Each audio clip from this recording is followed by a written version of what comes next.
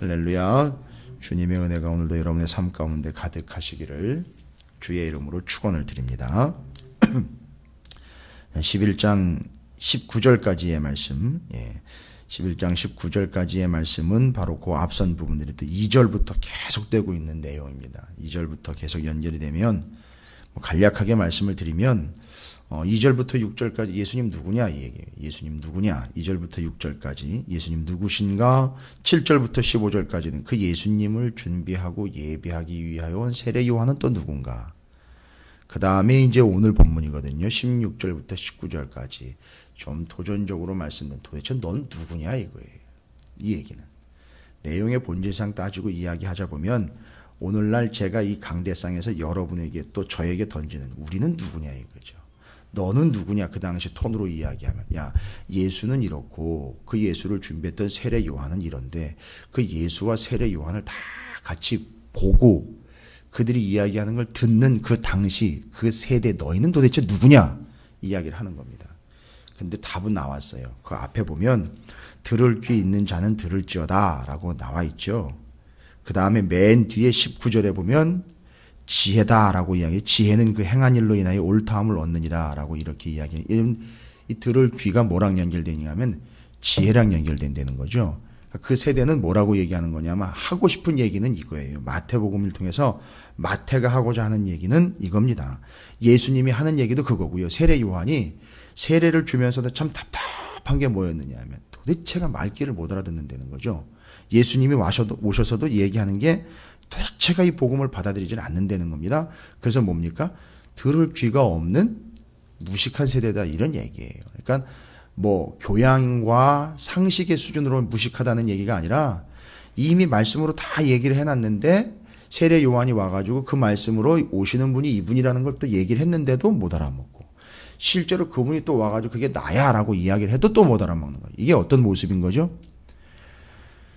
피리를 불어도 춤을 추질 않는 거예요. 장례식장에 갔는데 거기서 누가 죽어가지고 좀 다 울고 있는데 멀뚱멀뚱 또 서 있는 거예요. 그러니까 같이 울지를 않는.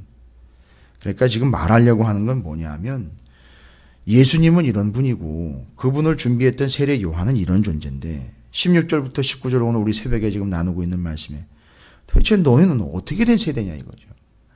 딱 결론을 내니까 도대체가 예수님이 누군지도 세례 요한이 전한 그 내용도 그러니까 그게 피리를 불어도 애곡하는 그 자리에 가도 울지도 않고 기뻐하면서 손뼉을 치는 것도 아니고 이것도 아니고 저것도 아니고 애매모호한 게 아니라 아예 반응을 보이질 않는 거예요. 이게 그 세대의 특징이라는 거죠.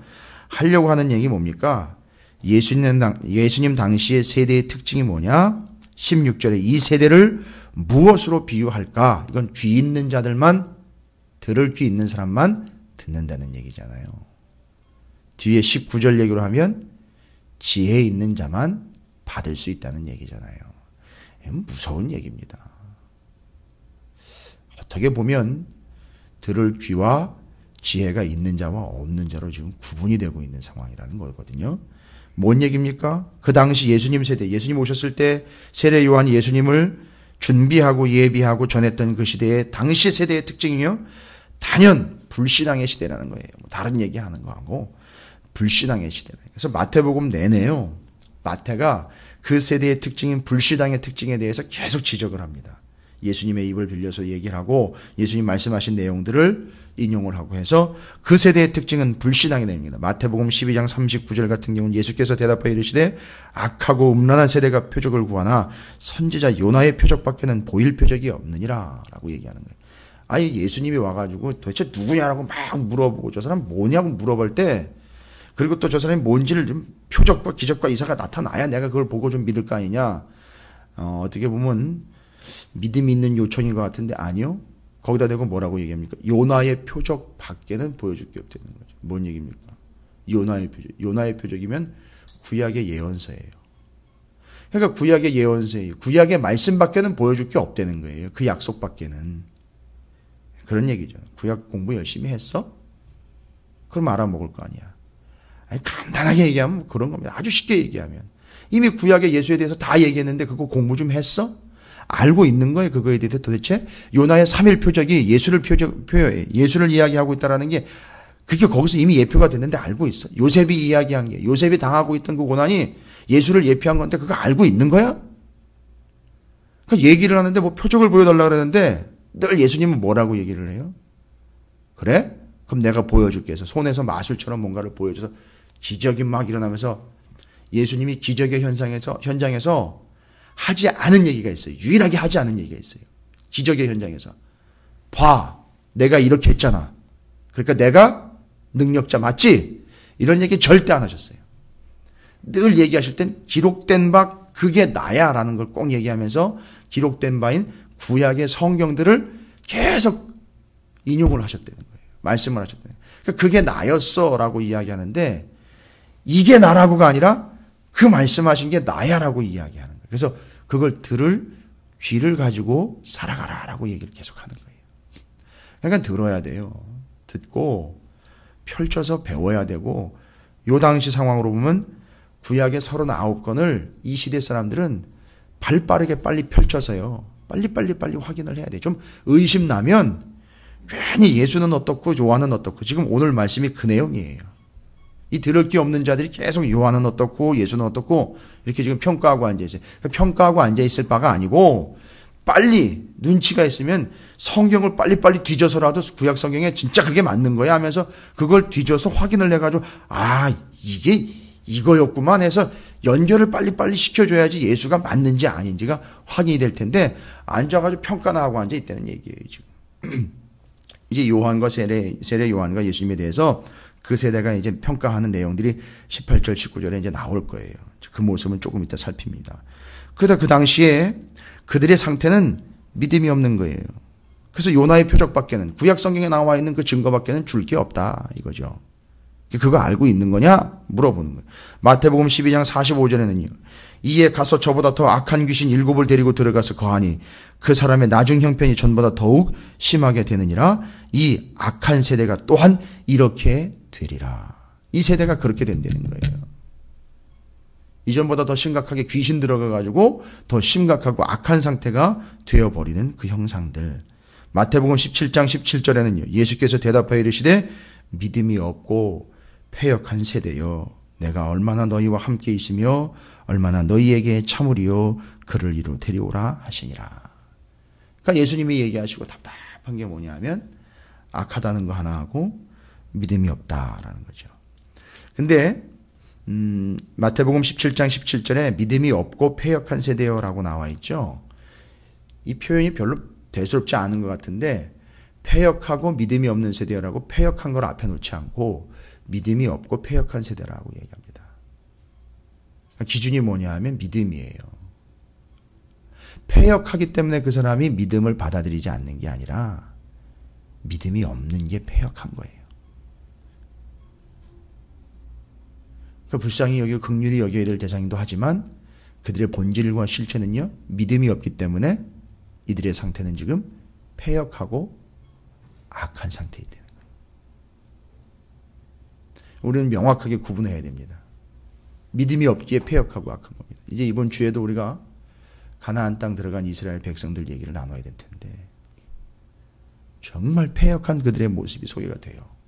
알고 봤더니 아유 믿어야지요. 믿어야죠. 아유 그럼요. 왜 우리가 안 믿겠습니까? 여호수아 당신처럼 우리도 믿을 거예요. 말은 개념은 정말 똑똑하고 지혜로운 것처럼 눈치 빠르게 바로바로 반응을 했어요. 여호수아가 심각하게 얘기를 하니까 그때는 막 반응을 그냥 급하게 바로바로 해버렸죠. 근데 나중에 가서 보니까 사사시대 들어가 보니까 아닌 거였어요. 그러니까 그게 대답뿐이었던 거예요. 그러니까 안 믿는 거예요. 그러니까 그들의 뒷모습이 패역함이었던 거예요. 그래서 우리는 그 모습, 믿음이 없는 것, 그것을 우리는 패역함이다라고 이야기하는 거예요. 그래서 예수님이 얘기하시는 거죠. 지금 이 세대의 문제는 다른 거 아니라는 거죠. 믿음이 없는 패역한 세대라는 거죠. 그걸 딱 정리하는 겁니다. 그러니까 문제는 세례 요한과 예수님에게 있는 게 아니고 받아들이지 않는 너희에게 있다. 요걸 이야기하려고 지금 무슨 비유를 드는 거죠? 귀가 있는 사람들은 이제 들으라고 그걸 위해서 세대를 비유를 하는데 아이들이 장터에 앉아 제 동무들을 불러놓고는 이르되 우리가 너희를 향하여 피리를 불어도 너희가 춤추지 않고 우리가 슬피 울어도 너희가 가슴을 치지 아니하였다 함과 같으니라 라고 이야기하면서 전혀 반응이 없다는 걸 이야기하는 거죠. 그럼 뭡니까? 피리는요. 언제 부는 거죠? 잔치집에서요. 너무 기쁜 상황이죠? 근데 기쁨으로 반응을 안 하는 거예요. 애들 장난감 피리 정도가 아닙니다. 이거는 잔치집에서 부는 악기 연주예요. 반응이 안 보이는 거예요. 그 다음에는요. 슬피 우는 건 어디서요? 장례식장에서 슬피 우는데 반응이 없어요. 여러분 이럴 때 우리가 하는 얘기가 있잖아요. 결혼식장에 왔는데 기뻐해 주질 않아요. 장례식장 왔는데 슬퍼해 주질 않아요. 그러면 거기다 대고 뭐라고 이야기할까요?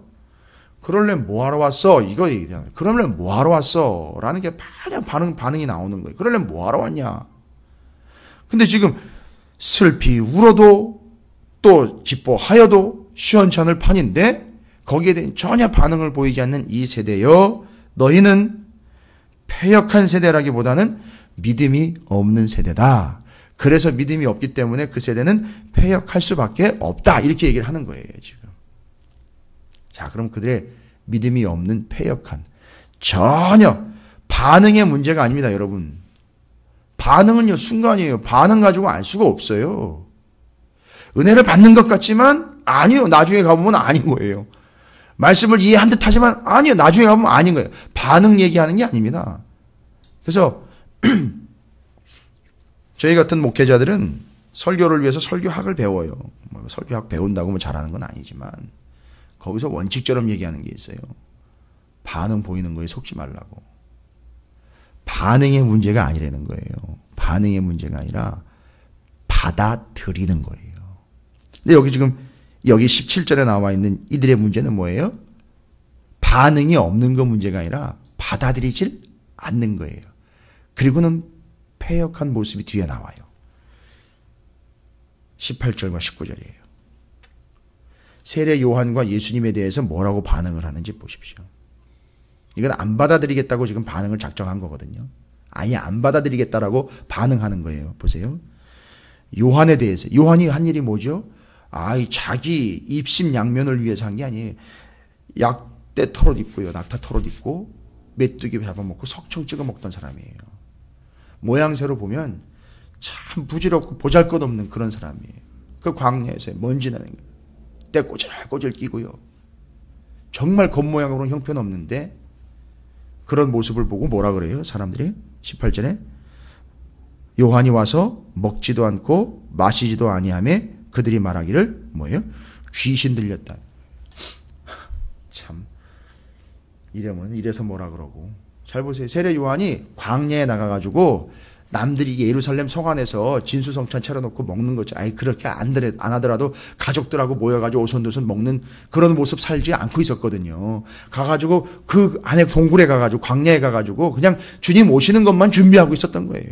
내가 그게 사명이라고. 근데 그걸 보고는 뭐라 그러냐면 저 귀신 들려지 미친놈이 되는 거예요. 뭐예요? 집 버리고 동네 떠나가지고 동굴에 처박혀가지고 메뚜기 먹고 맨날 석청 먹고 그리고 저 약대 털옷 입고는 저렇게 미친놈처럼 돌아다니고 있다고 저렇게. 그러니까 그가 얘기하는 거를 안 받아들이는 거라고요. 그러니까 안 받아들일 핑계를 대는 거예요 지금. 귀신 들렸다는 거예요. 그가 하는 행동과 그의 모습을 보고 귀신 들렸다 하고 안 받아들이는 거예요. 또 예수님은요. 인자는 와서 먹고 마심에 말하기를 보라 먹기를 탐하고 포도주를 즐기는 사람이요 세리와 죄인의 친구로다 하니 뭘 어떻게 하라는 거예요 그러면. 먹으라는 거예요 말라는 거예요. 예수님은 와가지고 세리요 죄인들과 함께 먹고 마시고 심지어 이제 예수님의 제자들이 안식일에 해서는 안 되는 행동들을 한다라고 그걸 가지고 또 꼬투리 잡고 세례 요한은 또 안 먹는다고 또 귀신 들렸다고 뭐라 그러고 예수님은 또 자유롭게 그들을 구원해내기 위해 함께 먹고 인자가 안식일의 주인이다라고 이야기하면서 생명을 구원해내는 일을 위해 적극적으로 나가니까 또 그건 또 너무 방종한 거 아니냐라고 이야기하면서 예수님과 세례 요한을 어쨌든 반응은 다르지만 싸잡아가지고 이건 이래서 안 받고 저건 저래서 안 받겠다 이 얘기 아닙니까? 세례 요한과 예수님에 대해서 반응을 이렇게 보이는 거예요. 하나는 귀신 들렸다 그러고 하나는 먹기를 탐하고 포도주를 즐긴다라고 이야기를 하고. 뭐 어떻게 하라는 얘기입니까? 이게 도대체. 어떻게 하라고 지금 세례 요한과 예수님에게 요구하고 있는 게 아니잖아요. 그러니까 예수님한테 뭐라고 얘기를 하는 거예요? 그러면 당신 좀 포도주 끊어요. 먹는 거 좀 끊으라고. 그 다음에는요. 세례 요한한테는요. 그러지 말고 와가지고 좋은 옷 좀 입고 편안하게 살라고. 이렇게 얘기할 수 있는 건가요? 아니죠. 반응이요. 반응하는 사람들, 그 사람들이 어떻게 해야 되는 거예요? 제대로 받아들여야 된다는 거잖아요, 지금. 예수님을 받아들여야 된다는 거잖아요. 근데 이제 19절 끝에 그럼 우리가 어떻게 받아들여야 되느냐? 받아들여야 되는 근거의 이유에 대해서 얘기합니다. 예수님을 이런 분 저런 분, 이제 결론적으로 이야기하면 예수님은 지혜로운 분이나 예수님은 지혜를 가진 분이라고 소개를 하지 않고 있어요. 이 본문이 가지고 있는 이제 맥락을 잘 봐야 되는데 우리는 예수님에 대해서 참 지혜로운 분, 또 지혜를 충분히 가지고 있는 분 이렇게 설명할 수 있어요. 그런데 여기 본문에서는요. 예수님에 대해서 지혜로운 분이나 지혜를 충분히 가지고 있는 분으로 설명을 하지 않고 여러분 19절의 뒷부분을 보시면 여러분께서도 확인을 하실 수 있을 것 같은데 예수님에 대해서 제가 지금 설명드린 그런 내용들로 예수님을 설명하지 않고 예수님에 대해서 뭐라고 이야기하는지 여러분 정리가 가능한지 모르겠습니다. 아예 예수님을 지혜라고 이야기를 해요. 예수님을 지혜라고 이야기합니다. 그러니까 우리는요. 예수님의 복음을 지혜롭게 반응할 수가 없어요. 무슨 얘기냐 하면 우리는 원래 아무것도 모르고요. 패역한 존재예요. 그런데 어떻게 해야죠? 지혜이신 예수를 받아들임으로써 우리는 지혜로운 존재가 되는 거예요. 그리고 패역함을 벗어나 구원받는 존재가 되는 거예요. 그러니까 반응을 보이는 게 아니라 반응으로 끝나는 게 아니라 받아들여야 된다는 거예요. 왜요? 예수님이 지혜로운 분이기 때문이 아니라 예수님이 지혜이기 때문에 우리가 그 지혜를 받아들여야 우리가 지혜로운 존재가 되는 거예요. 지금 그걸 얘기하는 겁니다. 이 세대가 왜 믿음이 없는지 아느냐? 왜 패역하게 됐는지 아느냐? 한마디로 이야기하면요. 반응을 잘 못 보여서가 아니야. 아까도 말씀드렸잖아요. 반응 보이고 나면 돌아오면 또 다른 반응이 나와요. 예배당에 앉아있을 때 반응하고 집에 가가지고 반응이 달라요. 제가 모르는 바 아니에요. 이 세대가 그렇게 됐다고요. 그러니까 반응의 문제가 아니라고요.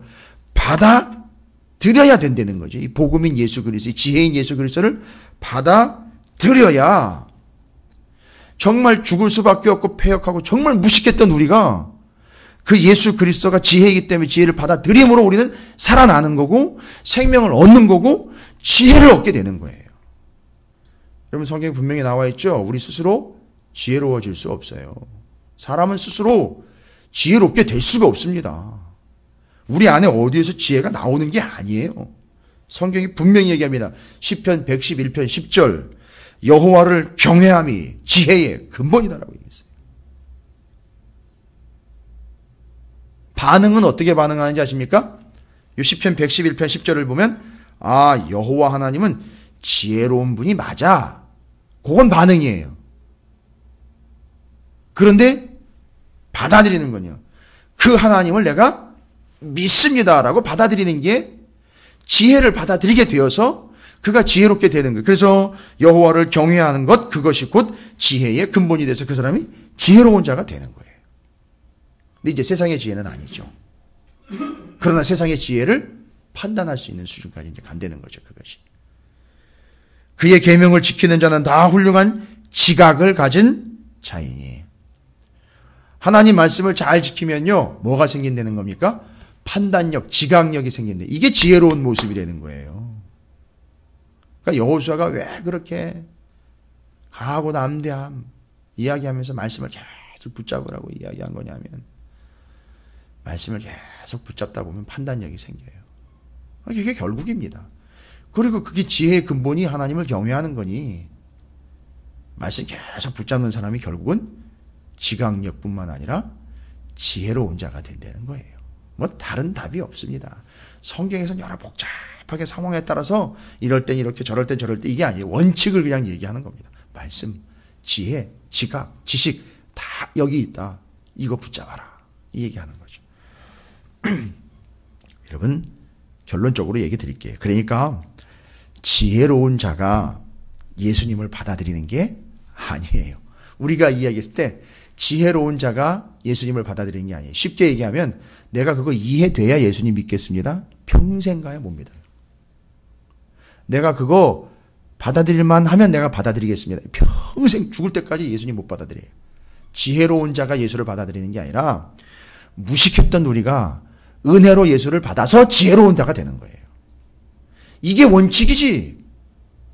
판별할 만하고 분별할 만한 자가 예수는 생명이로구나 이걸 깨달아가지고 알아가지고선 그걸 분별해내서 예수를 믿게 되는 게 아니더라는 거예요. 예수를 믿고 난 다음에 분별력이 생기더라는 거예요.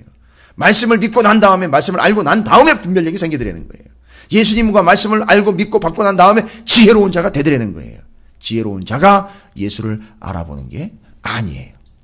정확하게 얘기하면 은혜로운 자만이 지혜로울 수 있다는 거죠. 그래서 은혜가 지혜요. 은혜로 받은 그들이 지혜로운 자가 되는 거죠. 그래서 예수를 은혜로 믿고 받는 자들만이 지혜로운 자가 된다라는 결론이 나오는 겁니다. 그래서 여러분의 삶이 은혜롭기를 축복합니다. 예. 예수님 때문에 은혜로운 삶이요? 지혜로운 삶인 거예요, 결론은.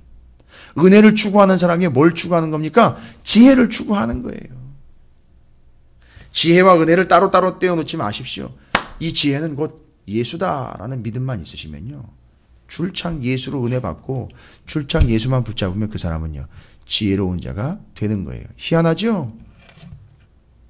이 예수님이 지혜인데 이 예수를 받아들이는 사람들의 특징이 뭔지 아시면 이제 17절에 나와 있는 여기서 진짜 예수를 지혜로 은혜로 받은 사람들의 특징이 뭘까요? 야, 넌 왜 안 울어? 야, 넌 왜 안 기뻐해? 이러지 않는다는 거예요. 이 사람은 이제 어떻게 되죠? 울어야 할 때와 웃어야 할 때를 안 되는 거예요. 예수를 은혜로 받아서 지혜로운 자가 된 그들은 언제 울어야 하고 언제 기뻐해야 하는지를 안 되는 거예요.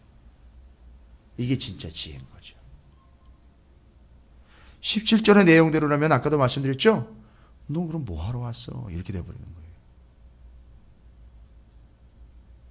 세례 요한과 예수님, 마태가 옆에서 잘 본 것 같아요. 세례 요한이 그 광야 요단강에서 세례 주는 거 보고 그 모습을 보니까 정말 예수님 준비했던 그런 모습이었는데 안 먹는다고 귀신 들렸다고 뭐라 그래요.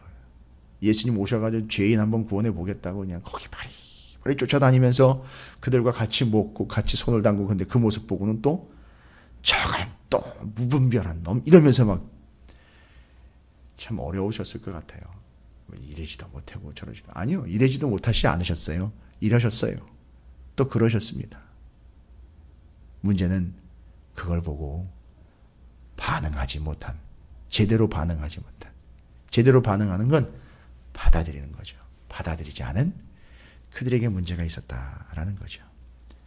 그래서 20절로 뒤로 넘어가면 회개에 대한 얘기가 나와요.